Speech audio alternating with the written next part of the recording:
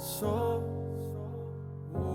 my soul, worship His holy name. Sing like never before. Oh, my soul, worship His holy name. Wait, hold up. Yeah, I got a God, don't change with the season. No, yeah, 10,000 reasons I can believe in. God so good, say less, I'm breathing. Yeah, 10,000, I'm a believer. Yeah, I got a God, don't change with the season. Yeah, 10,000 reasons that I can believe in. Yeah, God so good, say less, I'm breathing. Say yeah, 10,000 reasons. Oh yeah, ACA, that's the law. New sheriff in it. KBR, passing bars, I'm a lawyer in the booth. I ain't never seen nobody do it like this. Owns every inch and I rule it like this. Look at my world, that's a little like drip. Only go to my list, I'm like, who did I miss? Let it breathe, ooh, cool, let it breathe, yeah. Peace, peace, Jesus, that's my creed. Ooh, Michael B, yeah, he bossing. Don't be a clown, boy, you're not it. Worship in a mosh pit, I'm in this palm like the tropics. Men and women get in it, they get it, then they live again. Good and generous, definitive, that's from the Genesis. Unlimited, inhibited, look at all of these witnesses. Give you the business, taking body, homie, he finished it. I got a God, don't change with the season. 10,000 reasons I can believe in. God so good, say less, I'm breathing. 10,000, I can believe him more. I got a God, don't change with the seasons. No, 10,000 reasons I can believe it. God so good, say less, I'm breathing. 10,000 reasons. Yeah, nothing here to prove how we move. Let me go. Yeah, plenty soul. Yeah, bring a smoke. Is that a joke? Yeah, hey, can't you see I'm on a roll? Been doing this since 16.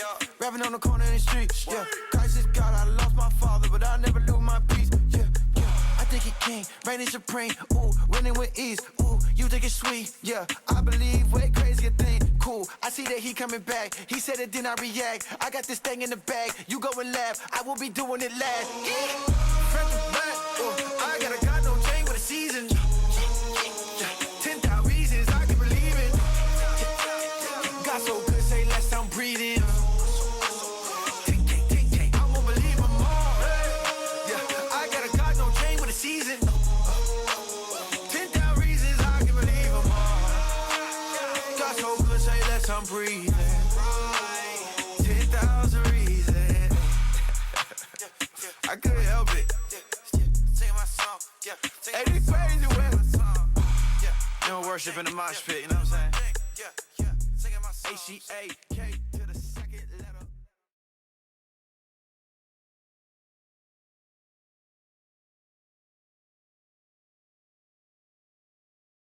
Let the king of my heart be the mountain where I run, the fountain I drink from.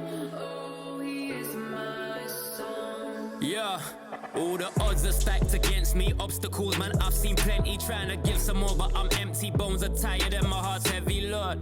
And I've got many flaws. No strength, so send me yours. Praying that you won't let me fall. You're all I'm ready for. I tried to put my faith in places I didn't need to. And the only thing that I realized is I need you. And you were there with your arms wide open, Lord. And I put hope in you.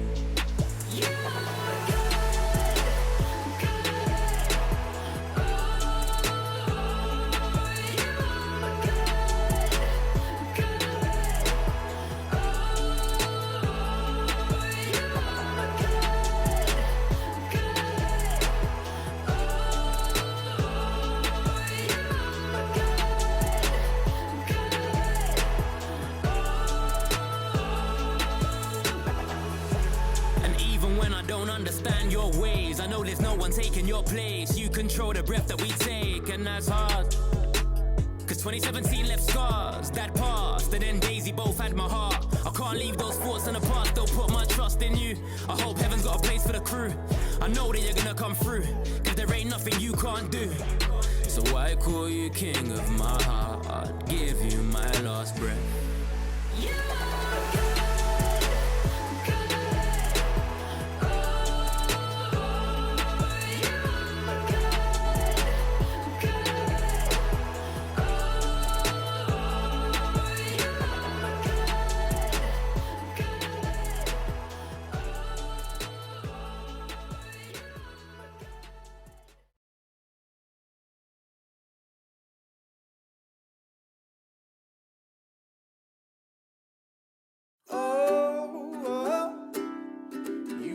my true north. Oh, oh, you are my true north. I will follow you into the dark, dark, dark. Woo! I will follow you with all my heart, heart, heart. 1, 2, 3, come on!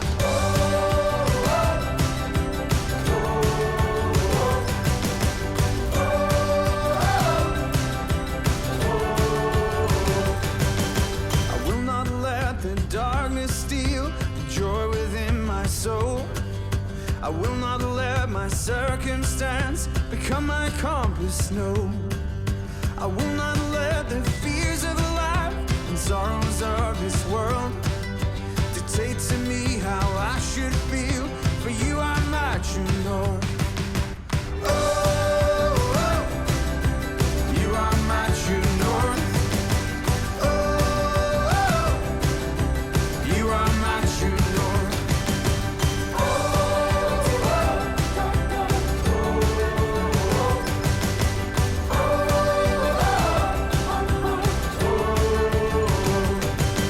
I will not let my failures turn into the curse of shame. I will not walk beneath the clouds that taunt me and condemn.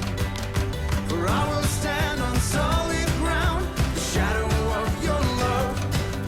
Forgiven, changed, a heart renamed, for you are my true north. Everybody sing! Oh, oh, you are my true north. Oh, oh, you are my true north. Oh, oh, you are my true north. Oh, oh, you are my true north. I will follow you into the dark, dark, dark. You are my true north.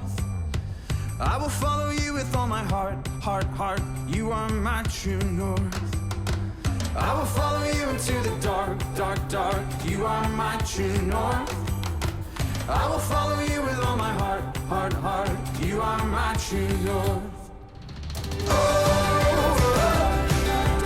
you are my true north. Oh, you are my true north. You are my true north. Oh, you are my true north. I will follow you into the dark.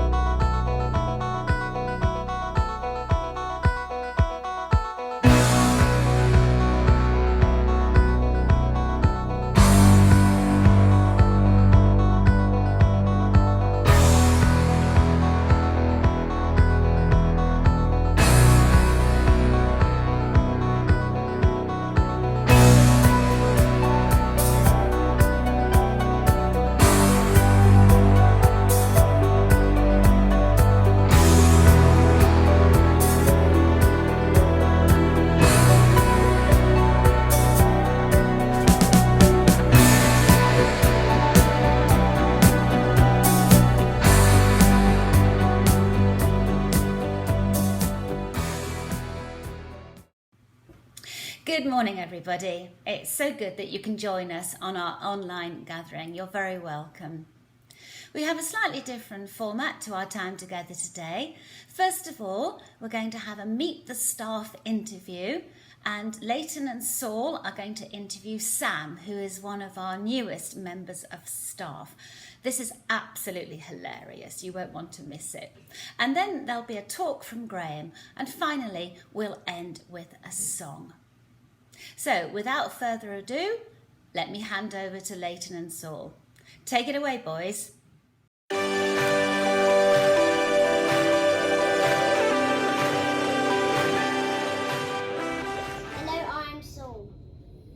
And I am Leighton. And we're here with Sam. Brilliant.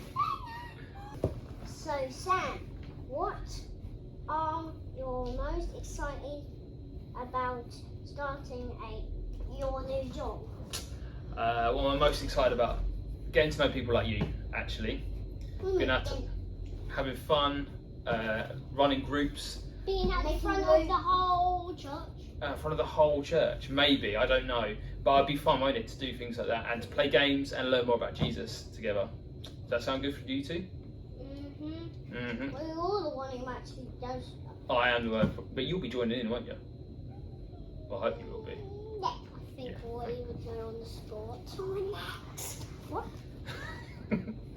What was your job before you came to Hope Church? Well, I did the same job for a different church, so the same thing as doing here, so children's and youth pastor, it's called there. But before that, I was a teacher. So I could have been your teacher in a school. I taught primary school, so you could have been coming and said, "Hello, Mr. Wilkes." That's what I was called. And I was also called Sam as well, because that's my name, as you know. I've never said that word. Well, hello, Mr. Wilkes. Nope. Should we practice it? Hello, Sam. Mr. Wilkes. Thank you. Hello, Mr. Wilkes. If there was a zombie attack, what would be your weapon? That is a great question. What would be my weapon? I think probably like a bat or something like that to try and like hit them away. Or Where they surrounded you? well, I play rugby, so I'd run at them and use my body as the weapon, but then I'd probably end up becoming a zombie myself, wouldn't I? Yeah. Yeah, that's a rubbish. Let me go. Yeah. What is your favourite song? So my favourite song is probably a song called Emotions by Mariah Carey, or When You Believe, because it's got her and Whitney Houston in it, which is amazing. But you probably don't know who either of those are, and that just makes me feel really old. So thank you. I don't know that. No. I like Disney songs as well. How does it go? How's it go? Ollie, if you wrote these questions, I'm not a fan. So Emotions has lots of keys in it. Key changes it. You got me feeling emotions. Oh, now I've got. Deeper than I ever before. Emotions. That's the best I've got for you, I'm afraid. Was that not good singing? I'm trying out for the worship team next week. These are quick fire questions. Oh, quick fire, okay. Yeah, I'm ready. And Paw Patrol or Peppa Pig? Peppa Pig. Oh, not again! Not again, Peppa Pig! Mine's actually Peppa Pig. What is it? Nike or Adidas? Nike. No! I like Nike because I used to have Nike trainers. Mine's Adidas. Sweets or chocolate? Chocolate. Especially double decker. Pardon? Football or rugby? Football or rugby. That is so hard. Look on the t-shirt, you know. I know, it is a bit of a give up. I'm going to go rugby, but I do love football. I love rugby. That's my favourite. Rugby's amazing, but Arsenal are the best football team in the world. So I like I'm rugby. going to go for rugby though. John or Graham? John or Graham? That is unfair. That is. I've only been working for 2 days. John Graham. I don't know. I was a little bit scared of John in my interview, so I'm going to go for Graham. How are you scared of you? Oh, he's a gentle giant, isn't he? But he was saying some really good questions, and I was like, oh, and I think it's his Essex background, because I'm from Essex as well, originally. So, And how are you scared? how was I scared? I feel that wasn't a question on the sheet. How was I scared? Yeah, just because he asked some really, really good questions, and yeah, I know, but he's a nice person, isn't he? We all know John's a nice person. Yeah. I like Graham best as well. And me. Have you got any more questions? Yeah. What was your favourite school subject? This is easy. I've got mine. What? Me. And you, well, you might not like mine. Might not be your favourite. I quite like maths. Me too. Oh And yes, me. good. And me. I'm glad you love maths. I do love maths. I Maths love is fun. maths because when I'm in year 1, it was pretty easy, way too easy. Way too easy. I just like You two, too easy. you two are super Yeah. smart. I said I want a year 2 book, and No, now when I'm in year 2, it's even harder. I'm not even sure I could do year 2 maths. Well, I could do year 3. Wow. No, I do like maths. Maths is fun. That's a Yeah. good subject. What would you choose as a family meal? As a family meal, I really like sushi. Do you know what sushi is? Yeah, So sushi's like, well, there's lots of different with types of sushi. strawberry in it and cream, I think. Oh, no, that's something different. But sushi's fish, okay? But And it's not cooked. It's raw fish. So either that, or I love Middle Eastern What food like fish did you kebabs say? and stuff like Oh, that. I like raw fish. Yeah, raw fish. Okay, I assume I'm not allowed to eat that one anymore. No more questions. No more questions. Thank you, Sam. No, thank you. Sam. Yeah, great.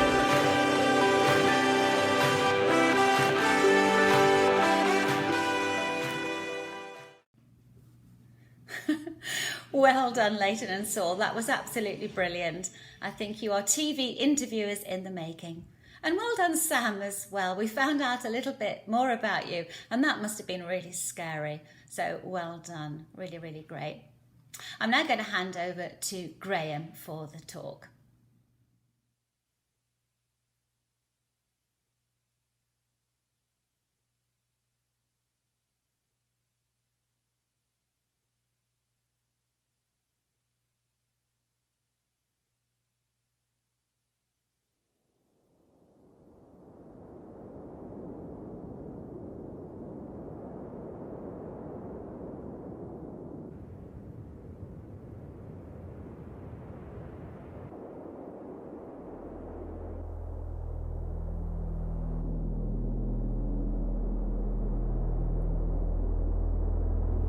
So this guy comes up to me and says,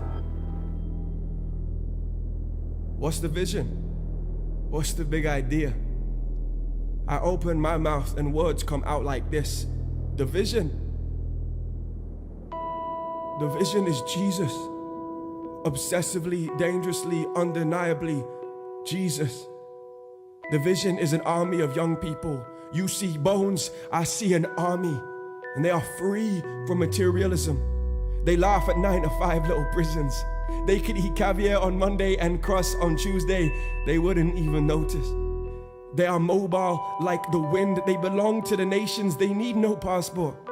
People write their addresses in pencil and wonder at their strange existence. They are free, yet they are slaves of the hurting and dirty and dying. What's the vision? The vision is holiness that hurts the eyes. It makes children laugh and adults angry. It gave up the game of minimum integrity long ago to reach for the stars. It scorns the good and strains for the best. It is dangerously pure. Light flickers from every secret motive, every private conversation. It loves people away from their suicide leaps, their Satan games. This is an army that will lay down its life for the cause. 1,000,000 times a day, its soldiers choose to lose that they might one day win the great well done of faithful sons and daughters. Such heroes are as radical on Monday morning as Sunday night. They do not need fame from names. Instead, they grin quietly upwards and hear the crowds chanting again and again, "Come on!"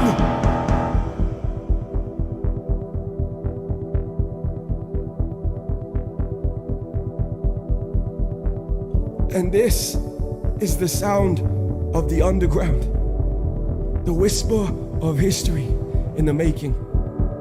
Foundations shaking, revolutionaries dreaming once again. Mystery is scheming in whispers, conspiracy is breathing. This is the sound of the underground, and the army is disciplined. Young people who beat their bodies into submission. Every soldier would take a bullet for his comrade at arms. The tattoo on their back boasts, "For me to live is Christ, and to die is gain." Sacrifice fuels the fire of victory in their upward eyes. Winners Martyrs, who can stop them? Can hormones hold them back? Can failure succeed? Can fear scare them or death kill them? And the generation prays like a dying man with groans beyond talking, with warrior cries, sulfuric tears, and with great barrow loads of laughter, waiting, watching 24/7, 365. Whatever it takes, they will give, breaking the rules, shaking mediocrity from its cozy little hide, laying down their rights and their precious little wrongs, laughing at labels, fasting essentials. The advertisers cannot mold them, Hollywood cannot hold them. Peer pressure is powerless to shake their resolve at late night parties before cockerel cries. They are incredibly cool, dangerously attractive inside, and on the outside, they hardly care. They wear clothes like costumes to communicate and celebrate, but never to hide.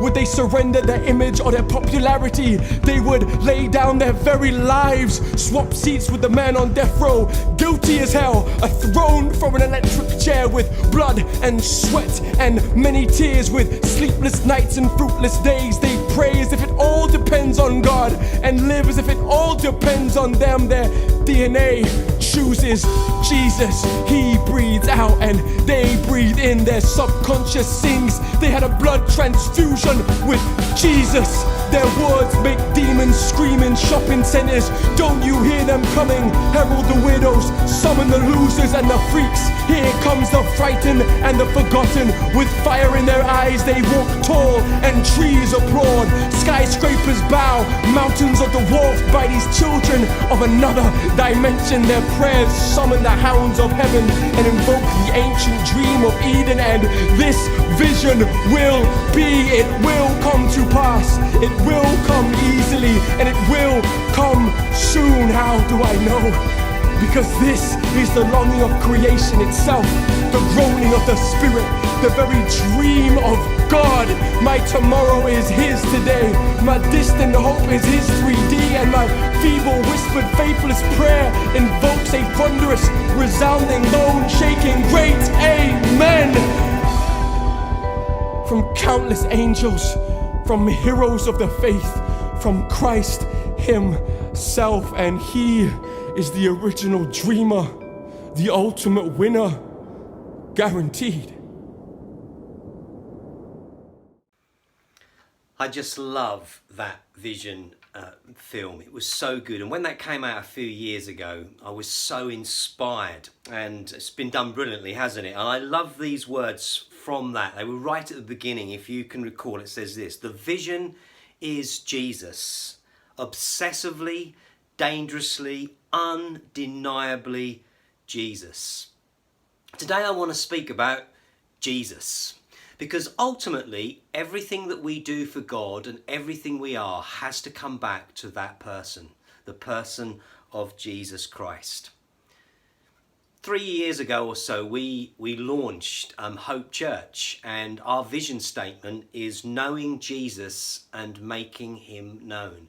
Knowing Jesus and making Him known. And I want to kind of like bring us back to that today, because, you know, sometimes when we have a vision statement, it's easy to just put it on your website or put it on like, you know, notices at the church or on like stand-up boards on the church and all that kind of thing. That's really kind of easy. But, you know, that vision statement came out of a lot of prayer and a lot of discussion, and we felt we wanted to be succinct, and so people could really understand our vision statement, but we wanted it to be the thing that was the very reason why Hope Church exists. And as we move forward out of this season of COVID and we start to hear God and move forward together as a church, the vision of our church is still the same. We want to know Jesus and we want to make Him known.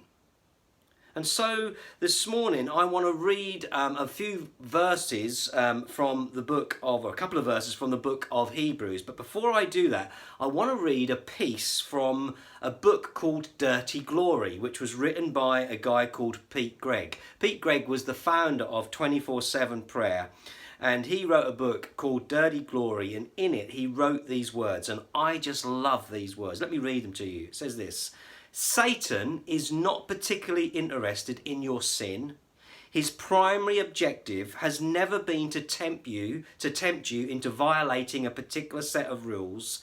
His number one aim is simply to divert your attention away from Jesus. He'll use sin to do it, but he is also equally able to use busyness or shame or pain or religion or Candy Crush Saga or an obsessive relationship to distract you from Jesus. Satan hates it when we fix our eyes on Jesus. The point of prayer is not the power it releases, but the person that it reveals. I love that. The vision is Jesus. Everything else is secondary. And Pete Greig goes on to say these words. He says, my vision is Jesus, not prayer, not mission, not social justice. If you attempt to get justice without Jesus, you may not get justice. But if you follow Jesus, he will use you to bring justice. If you want justice, follow Jesus. Even worship is less important than Jesus. In fact, worship can become an idol in the church. Some Christians probably worship more than they worship Jesus. Some worship leaders probably worship leading more than they worship Jesus. If you really want to love worship, then learn to wonder, learn to be amazed by the life of Jesus, and your passion will quickly spread. I wish I had time to read that again, because there is so much truth in that. And I love that when he says, you know what? The enemy will even use Candy Crush Saga to distract us from Jesus. I think there's so much truth in that, because I actually play Candy Crush Saga from time to time, and it is so easy just to get consumed on one level and then the next level, and before long you've just spent so much time on that you never get time to spend with Jesus. My biblical text this morning is this, Hebrews 12 verses 1 to 2, and I'm going to read it from the New Century Version. It says this, we are surrounded by a great cloud of people whose lives tell us what faith means. So let us run the race that is before us and never give up.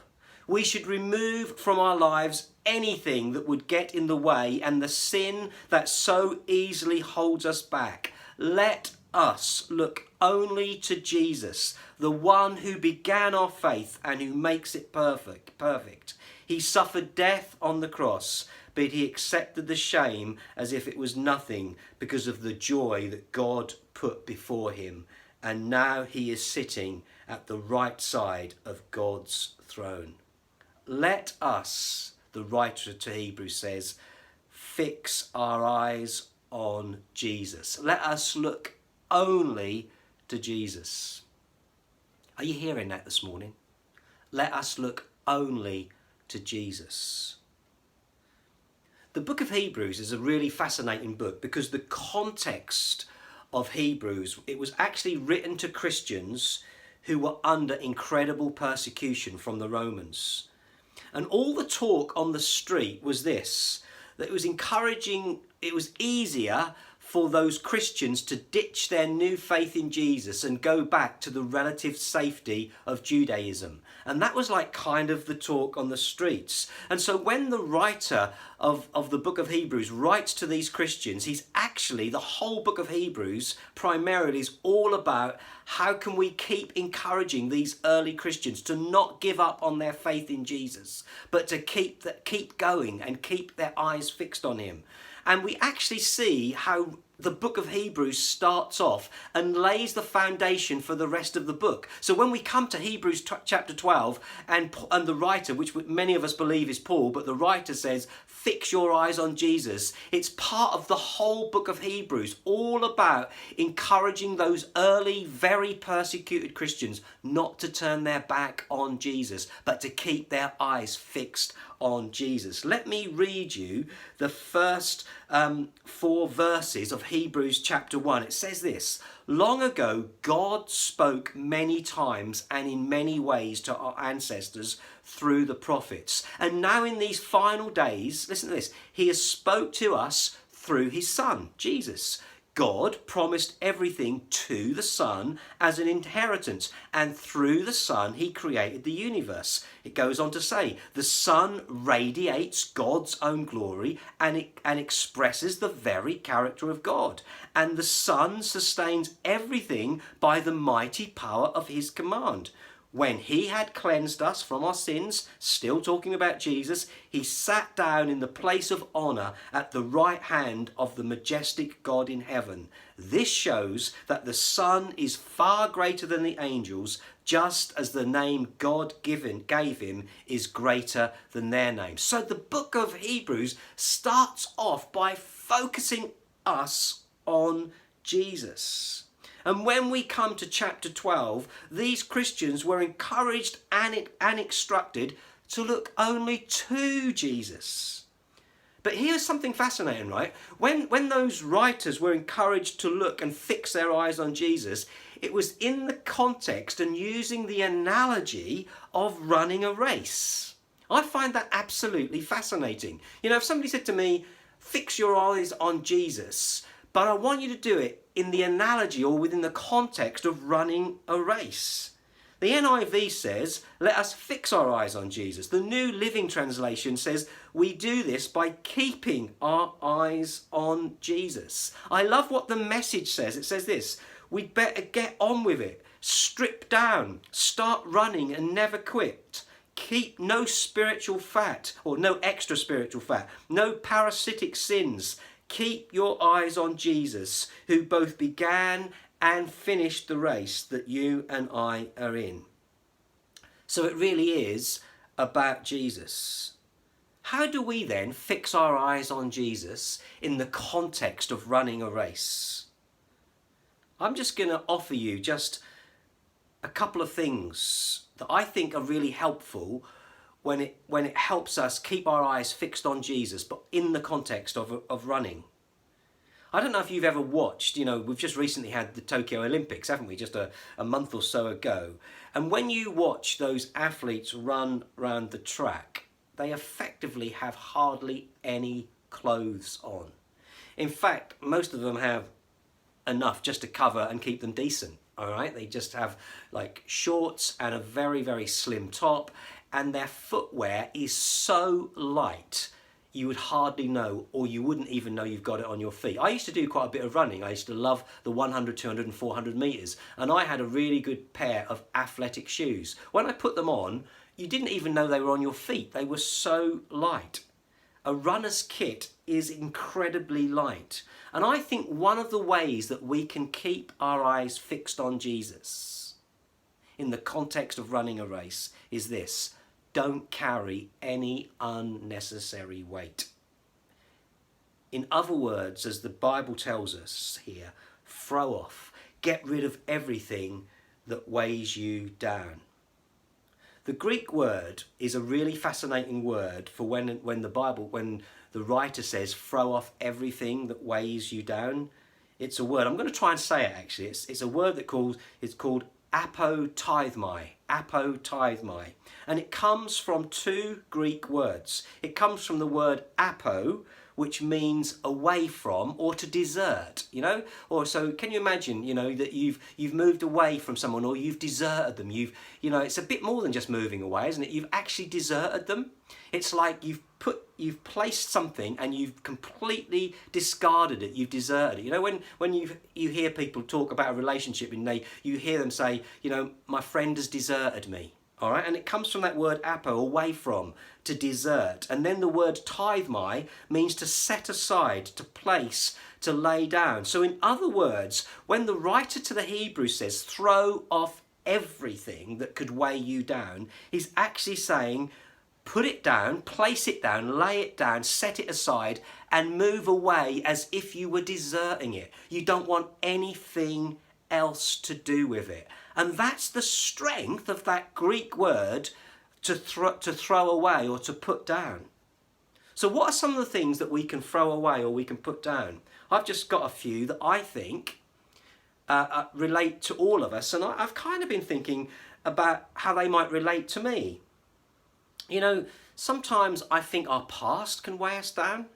Do you know, I have on occasions lived in the disappointment of my past, or the regrets of my past. You know, I've had things happen to me in my past or I've done things in my past and I've regretted them, or I've had things done to me, or I've made decisions in my life in my past, and I carry disappointment and I carry regret.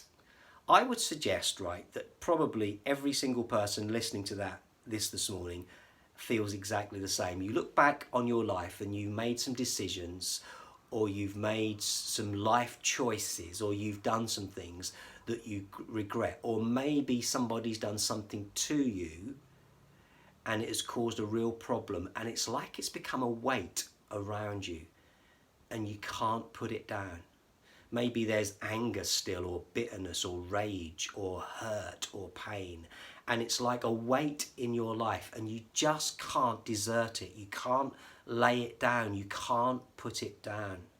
And I think our past is something that can stop us fixing our eyes on Jesus. I find this has been something in my life too. Often overbearing situations with regards to people. As you know, I lead a church, right? And sometimes you have to deal with people situations that can really get to you. And of course, that's part of the joy of being a leader, and I really mean that sincerely. But you know, we are called to carry one another's burdens, but you know, sometimes we can try and carry everyone's burden, and that's not good for us. Sometimes, you know, we want to think like we can change everybody's world.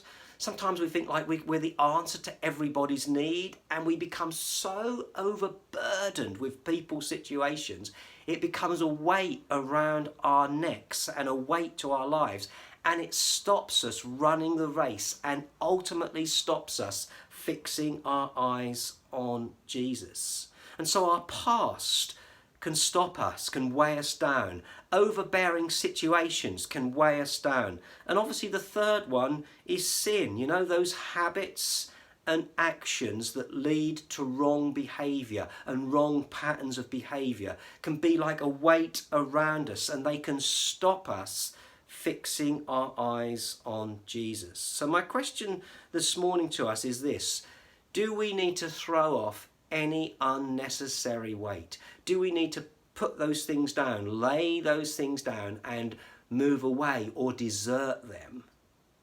Our past, things about like overbearing situations or sinful habits, those things that can weigh us down. What is it that you're carrying that's too heavy right now that you need to jettison, you need to get rid of? And the second area is this: distraction.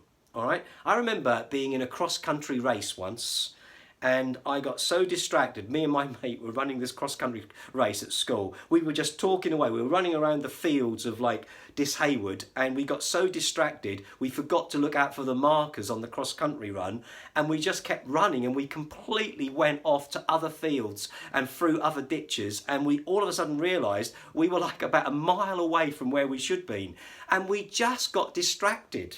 Just as simple as that. We were chatting away and we got completely distracted, and eventually we got back to the Dis High School, and our PE teacher says, "Where have you been?" And we had to say, "Sorry, we got lost." We didn't really get lost. We got so distracted because we weren't keeping our eyes on the markers that were keeping us on the course. Do you know, sometimes our passion, and you know, we've all got passions. You know, you might have a passion in life. You might believe in a cause rather. But you know, even our passions can become a distraction.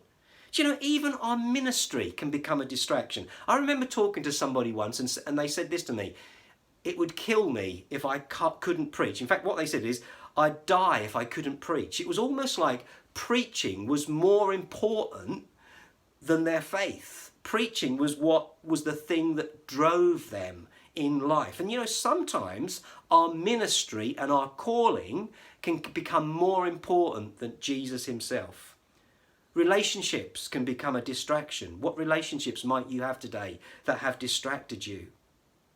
being overcommitted financially can be a huge distraction. You know, people who commit themselves to financial commitments that are way beyond their means, that they don't need to, and all of a sudden they have to work every hour that God sends, they have to do overtime all weekend, all that kind of stuff, you know, just to meet the need of their overcommitment financially. That can become a distraction. Our wants and our desires can lead to distraction. I want the bigger house, I want the extension, I want the nicer car, I want the better holiday, I want the better lifestyle, I want.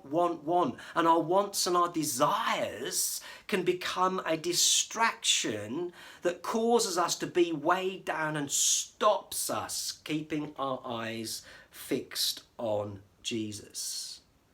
And yet the writer here says to these Christians who are being incredibly persecuted, don't stop fixing your eyes on Jesus. Throw off every sin and every weight and everything that can easily get you tangled up, and fix your eyes on Jesus.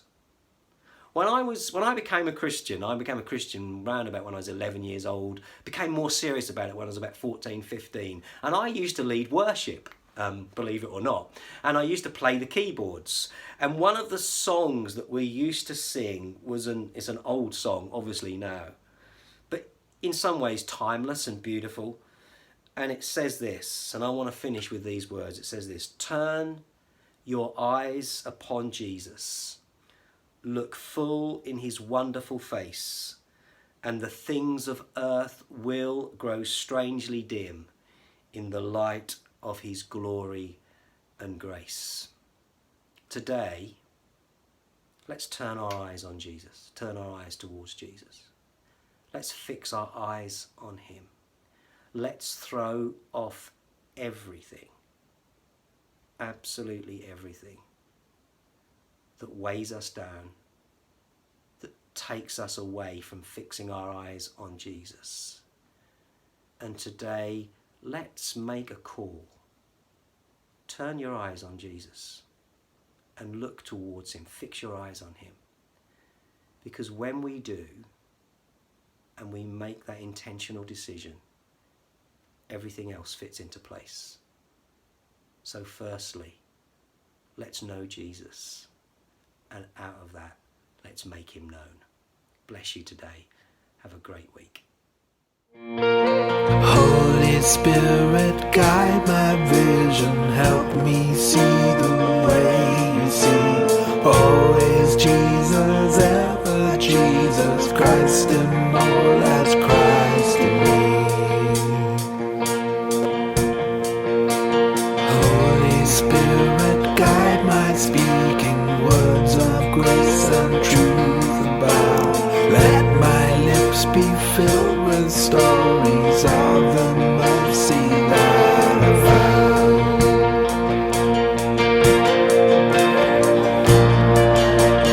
You're the light, you're my path, you're the shepherd of my soul. All I am, all I have. Holy Spirit, lead me on.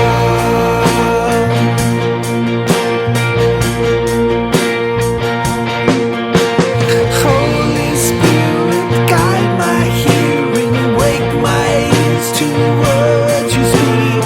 In the thunder, in the stillness, let your voice be clear to me. Let your voice be clear to me.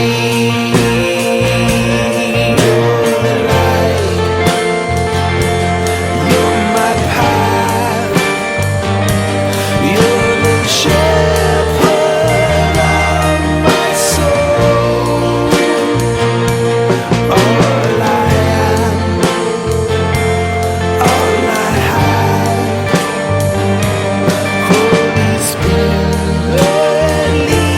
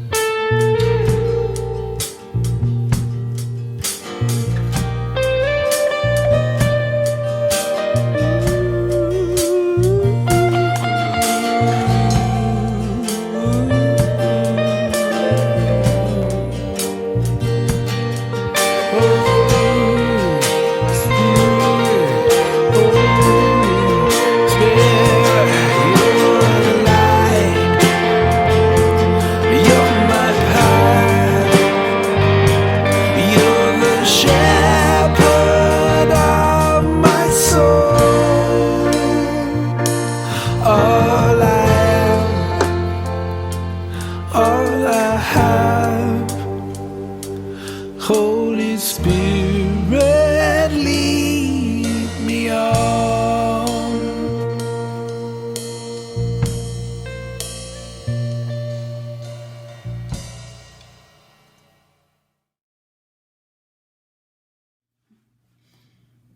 So that's the end of our time together this morning. Thank you for listening and joining in with us. As always, if there's anything that you'd like to ask or if you have a prayer request, do get in touch with the office. The email address is on the screen right now. So thanks again for watching, and we'll see you soon. Bye-bye.